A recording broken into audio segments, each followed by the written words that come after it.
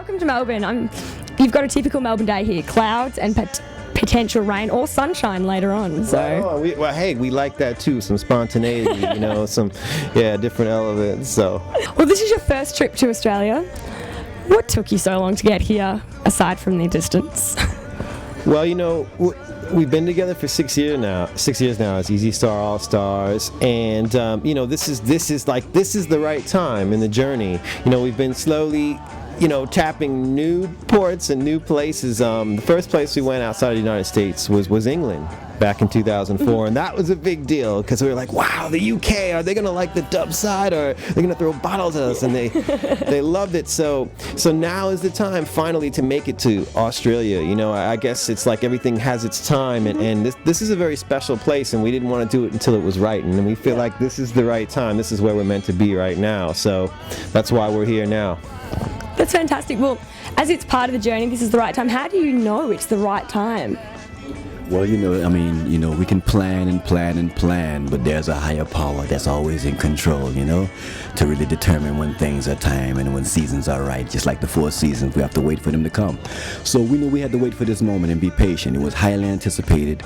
We know we have never been to this part of the globe yet, so we knew that it was just a matter of time. And if we were patient and we keep doing what we're doing and doing it with that love, that'll manifest. So the fact that we're here live and direct now is proof that it's really time, and we're just going to enjoy every moment of it. I tell you, Tasha, I tell you. Do you get much time off to actually explore the country, or are you cooped up in hotels and gigs the whole time? Well, after looking through the itinerary, we have a few travel rest days, so we're going to really fit everything that we can into those travel rest days and really see some of Australia, because it's rare that we get a chance to have a little downtime, but it's a labor of love. So whatever downtime we have, we're going to try to take advantage of the sights and the beautiful sound and the cultures of Australia. Oh, excellent. Anything stand out that you definitely have got to see while you're here? Look, I've got to see some kangaroos, and I want to chill with some koala bears. I know everyone's like, oh, come on, give me a break. But yeah, but no, honestly, most importantly, I just want an opportunity to meet Australian people, because it's all about the people. We're here performing for the people, so I want to check the vibe. Even just chilling with y'all right here. That's how you get to know a place, is by the people. That's what defines a place. So that's probably the most important thing, I think, to all of us. And but if you can throw in some kangaroos and some koalas, that'd be awesome too. Unfortunately, here on Little Collins Street, not so many. I know. But you don't have to go far out of Melbourne to find some. Right on. I promise. I used to have them in my backyard. Oh, man, okay. Let's talk about the new album that is, of course, coming out. The old Beatles classic is the one that you're covering here. Right on. What led you to do this album? Well, it was just like we didn't really know exactly what was going to be the next project after Radio Dread. There were demands, and many people were even saying when we after we had done Radio Dread, that was thrown out there even by the fans. Hey, why don't you guys do Sgt Pepper's? So we never imagined that it would manifest to that. Yeah. But when I heard that the executives, Michael Goldwasser, Lem Oppenheimer, Eric Smith, and Ramy Gersten, they decided that would be the project, I was excited. I was like saying, wow. And for the fact that Sir Paul and Ringo is involved in this thing, and it is still living Beatles that's still here, it's an honor and a pleasure to be able to present this music in a reggae style, and for them to hear it, because I'm quite sure that they're going to give it a listen if they haven't given it a listen yet.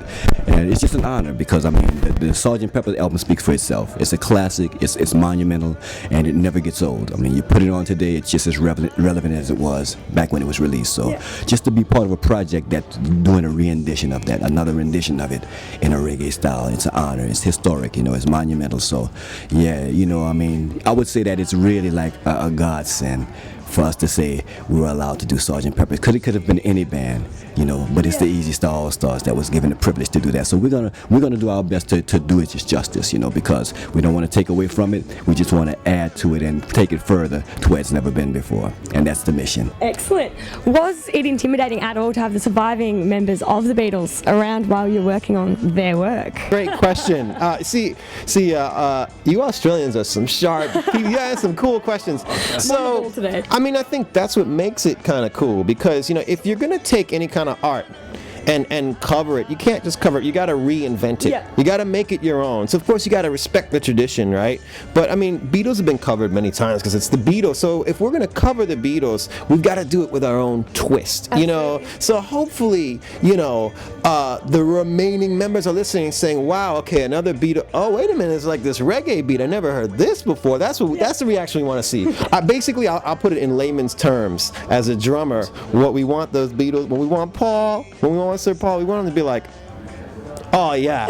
If he does that, we're cool. And if the crowd goes, oh yeah, then we're cool. Yep. Call it a day. Excellent. And don't forget, on April 14th, the release of the Easy Star Lonely Hearts dub CD. And we're going to be here when that release is taking place, so that makes it even more special. Well, thank you so much again. Best of luck tonight. Hope. We're glad to be here, and we're looking forward to the next time. Oh, well, there will be next time, so I'll see you all again shortly. Thank you.